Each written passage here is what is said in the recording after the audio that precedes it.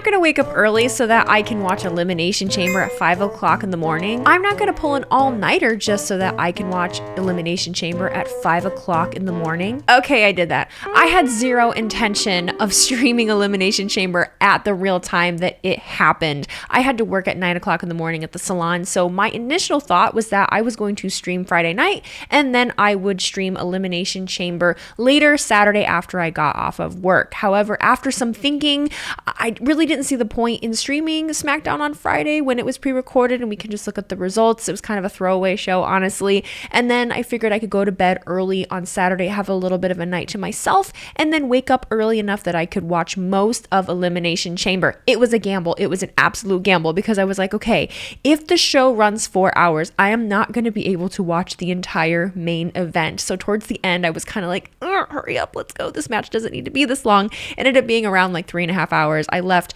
right on time, got to work, and listened to the shit. I rushed to get to work, okay? Streamed all morning, busted my butt. I get to work and my first client doesn't show up. I didn't need to rush. It was... But it's okay. I'm really glad that I streamed the show. I'm glad I got to watch it live. I was so shocked by the amount of people that were watching with us. It was kind of an eye-opener to how many people outside of North America that we have as viewers. And I think that is amazing. I have serious FOMO, so I'm glad that I did not have to miss out on anything. I got to see everything in real time and I have some thoughts about it. So let's talk about it. The fact that I was able to get up in time in order to watch the pre-show was a shocker to me, trust me. But I did. I sat down a little bit before 4:30. It might have been around 4:20. 4:20.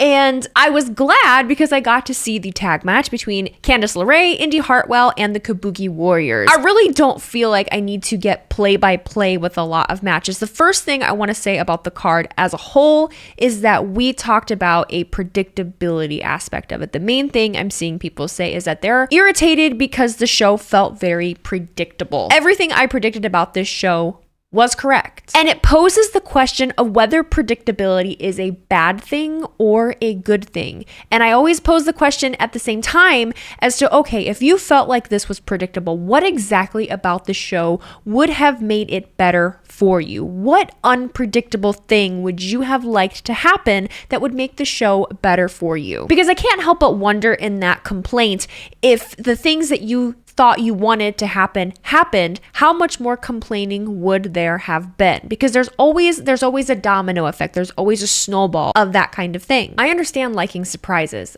Trust me, I get it. It's just like when the Royal Rumble happens and you don't want people to announce every single number that they're going to be before the show even happens. But we also have to think logically. Not everything can be some kind of shock surprise. It was a 4-event card. Would you have rather gotten the swerve that the very end of the show Rhea Ripley doesn't retain her title and Nia Jax wins and then Perth could just burn in flames? If LA Knight would have won the Elimination Chamber match, would you have rather had LA Knight go after the World Heavyweight Championship and ignore all of the storytelling that they'd been doing between him and Drew? Is the idea of Randy and Logan having a feud over the US title not enticing to you? Oh, I know what it is. You want Liv Morgan to win the Women's Elimination Chamber match. That's right. The Liv Morgan thing always throws me because I have so many people telling me all the time that they don't understand the Liv hate. Why is everyone always talking shit about Liv? I rarely hear anyone talk shit about Liv. The only thing that I ever say about Liv is that I want her to make sense and I want her stories to make sense. I like the story told between her and Rhea, but it doesn't need to happen right now. We don't need to sweep everything that they were doing with her and Becky under the rug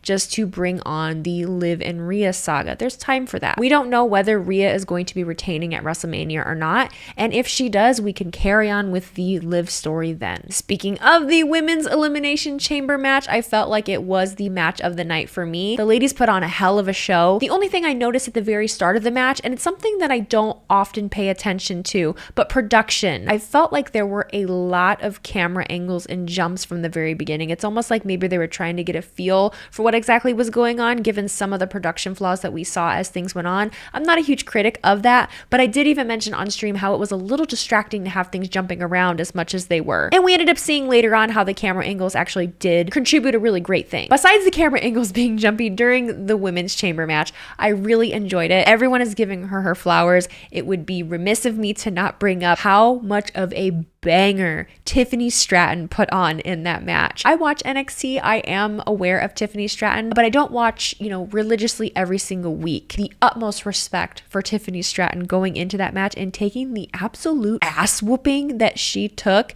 If there were any dues to be paid for a superstar coming from the outside like she did from gymnastics and working her ass off and being able to put on the amount of show that she does, she paid her dues in that match. They were beating the living piss out of her and she took it like a champ. And I think that everyone else saw it too, and I'm really excited to see what she does moving forward. Tiffany Stratton's a star. I don't think anyone is protesting that or arguing that. The only thing that felt even a little more off to me in the match itself was just the finish. I predicted that Becky Lynch was going to win. That isn't the problem. It just happened so quickly. You were excited because, Liv got Bianca, right? Awesome. And then you think that you're going to get the moment between Becky and Liv. And then just like that, it's taken away and she's rolling Liv up. The Liv stands came out in full force and they were angry, and I understand, but it's not always everyone's moment. Liv is going to have her moment. That's the way that I view pro wrestling, and I think that it's going to be just fine. I think that she's going to be just fine. The women showed up. They put on a banger. Liv looked amazing. Liv absolutely killed it. The match that surprised the hell out of me was the tag match. I felt like that was super thrown together. I did not expect the titles to come off of Judgment Day, and they didn't. And I'm currently looking up Pete Dunne because I cannot for the life of me remember their new tag team name. And as I'm doing it, I'm finding out that Pete Dunne, I know it's Pete Dunne. Pete Dunne is 30 years old, which is younger than me. And this picture is just absolutely terrifying. It's not going to focus, but that's kind of scary, dog. It should not be this hard to find their name. All day, I've been talking about their new tag team name all day. And do you think thus far I could remember it? No, I had to have chat remind me 50 million times, and I just had to look it up again. It's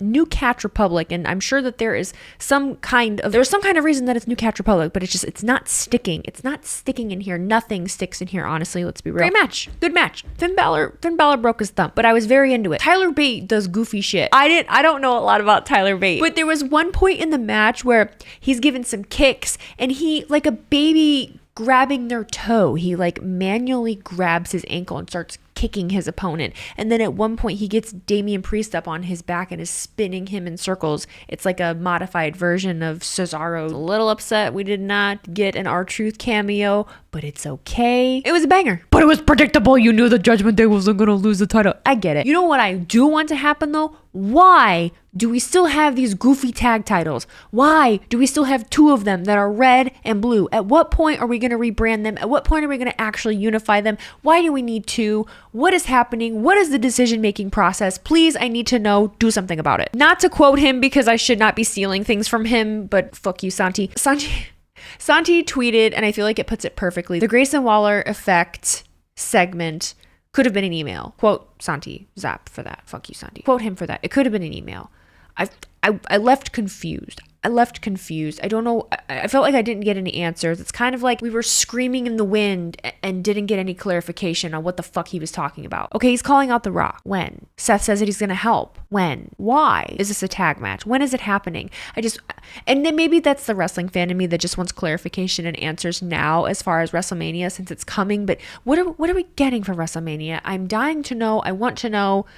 It was just to get Grayson Waller out there in his home country. I understand that. Also, I didn't know that you could do shoeies out of other people's shoes. Did you see Grayson Waller with that UFC fighter whose name I can't remember, but he's Australian, doing a shoey out of his shoe? So even though that segment could have been an email, I'm intrigued by a Grayson Waller-Austin Theory feud. We need something fresh from the both of them. I adore both of them. They both are severely underrated and great. And I think a feud between them might just be what we need to kind of, get Austin Theory out of this rut that he's in. I am still hoping, for whatever reason, that maybe we could get Austin Theory weaved back into the way in some shape or form, whether DIY works with Indy and Candace and we have some sort of reunion. I think that would be best case scenario for Austin at this point. I think Austin Theory needs a face turn. We're tired of him as a heel.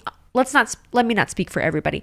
I'm tired of him as a heel. But I also kind of like the idea of Grayson as a face, but at the same time, he's really good at being bad. So I don't really know what I want. All I know is that I want something different. So that's intriguing. Small little part of me thought that The Rock was going to come out. I thought that just maybe, but I even said it myself. There's no way that The Rock snuck to Australia with no one seeing, no one having a peep, no dirt sheet picking it up. I knew it was probably not going to happen, but there was just a small part of me a few times where I thought I was going to hear the "if you smell." The men's chamber match I felt moved a little bit slower than the women's chamber match. I enjoyed it thoroughly. The beginning had some really funny, cool moments of showing their personalities. I adored Randy getting on top of Bobby Lashley's pod and, hitting the pose. Randy getting taunted in his own pod and just kind of shrugging it off. Kevin Owens being completely unhinged and just bashing his head against the whatever the hell it is. I know it's not plexiglass, but that material. And the thing I think I struggle with this whole predictability conversation is that there were multiple points in that match where I wasn't really sure what was going to happen. And that really is the same for every match that happened on the card. There was a moment within each of them where I wondered, oh shit, is what I'm thinking going to happen actually going to happen, or are they going to swerve me? I really did question it many times, and I think that is the telling of a good match. The outcome still ends up being the same, but you question it throughout. I could not for the life of me tell how badly Randy Orton was injured, if he was actually injured at all, or if he was just very good at selling his back injury. I was so concerned throughout the remainder of the match. When we got towards the end, AJ Styles popped out of nowhere, which of course he did because he's emo right now. Emo, AJ Styles, Steve Blackman. I was worried for a moment because the steel of the chair was sticking up. LA Knight was going through it, and I just was like, oh, steel sticking up. This could be bad. I feel like a lot of people are split on how they feel about Drew McIntyre at the moment, but I think it makes the most sense. And as I was saying all week, it would have made sense to me whether Drew won or didn't. They could have ran with, people taking his opportunity, if he didn't win the match. But I'm glad they're going in that direction. I foresee possibly a Damian Priest cash in at WrestleMania. Another moment taken away from Drew. He can keep building on that. I don't really know. I'm spitballing, but there's so many different things that could happen. I audibly gasped when Drew took that RKO because there was that slight moment. Like I said, I thought Randy was actually going to win, and I was tossing up between the two. With the camera angles that we mentioned earlier, I did not see Logan Paul. I know a couple people were like, you knew that was going to happen because you saw Logan. I didn't fucking see Logan Paul, all right? The way that there were 50 million camera angles, wherever they were positioned, I didn't see Logan Paul enter the chamber. I didn't know he was still out there. I went, when it happened. I'm into a Randy and Logan feud of some sort. I was really hoping for LA Knight and Logan to go into WrestleMania, but we'll see what happens. I would be totally cool with another Randy Orton title run. We'll see how it goes. People kept explaining to me how large the arena was, and I guess I couldn't grasp it. They were saying that seating wise it was the same as an American football stadium, but the area of the field was what was much larger. I don't know anything about cricket. Someone said that it goes for 24 hours. I don't know if that's true or not. I feel like people are messing with me because I'm a dumb American, which is fine. But you could tell how massive it was. You could tell that there were empty seats. There were empty seats not only on the floor, but they were up in the stadium. I don't think that's a big deal. I'm not one of those AEW gets out tickets, WWE's going in the ground too.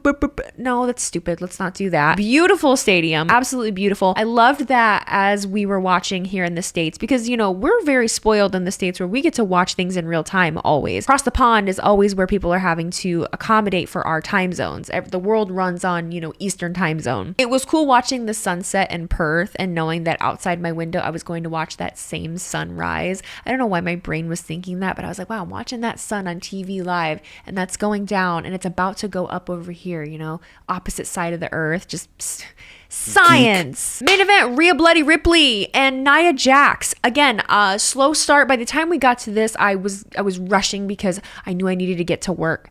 But I was more than happy for Rhea. I think they put on a hell of a good match. There's not anything, technically I really want to pull apart or anything like that, but I did want to mention Nia Jax. I have never talked shit about Nia Jax. I never jumped on the injury bandwagon. One, I am not a performer. It is not my right to talk about anyone being unsafe. That is not what I do. I am an online personality and I make videos. I've always liked Nia Jax. And now all of a sudden I'm seeing people, give Nia blah, blah, blah, because she's working safely. They put on a very good match. I would have been okay if Nia won that match, because at least then it would have caused chaos, anarchy. You want to get rid of some boringness, have Nia win that match. But at the same time, you want something that's not predictable, but you'd be pissed off if that happened. And most of you would swear off of watching WWE if it did. I'm very glad that Rhea got her moment in her home country. I have done a lot of looking into Australia this week. I wish I could go. I wish I could move there. I would love to be there way more than I love being in the United States. But Australians, all of you that came through my chat that have interacted with me this whole week, thank you so much for being kind. Thank you for informing me of things and educating me on things that I didn't know. I love learning about other cultures, and that's been very cool. You know, a pay-per-view leading up to WrestleMania is bound to be predictable, but it was still a show that delivered. The point of a PLE should be to advance to the destination, and the destination is WrestleMania. Every match and every storyline did its job in advancing and doing what needed to be done. And along the way, doing some cool shit, like building a tag team, such as New Catch Republic. I'm not even gonna look to see if it did. Oh, no, I am gonna look. New Catch Republic, I'm remembering. I have the feeling that WWE is going to be doing more international PLEs. More power to you. No crowd is probably ever going to beat the 2023 Backlash crowd. Stop comparing them. If I had to give this PLE a rating, I would probably give it an 8.5, just because it was a good show, but there were no major surprises. There were no major returns. There was no groundbreaking thing that happened that got major heat. And I feel like at some point in an international show, we are going to have to ruffle feathers and not necessarily give that area what they want. Don't let the hometown hero do what they need to do at one point. Let's ruffle some shit up. Let's be crazy. Let's I know you can do it, Trips. I know you can do it. Stop pandering. Stop pandering. Anyway, let me know what you thought in the comments. What did you complain about? What did you like? What was super predictable? Okay, love you, bye.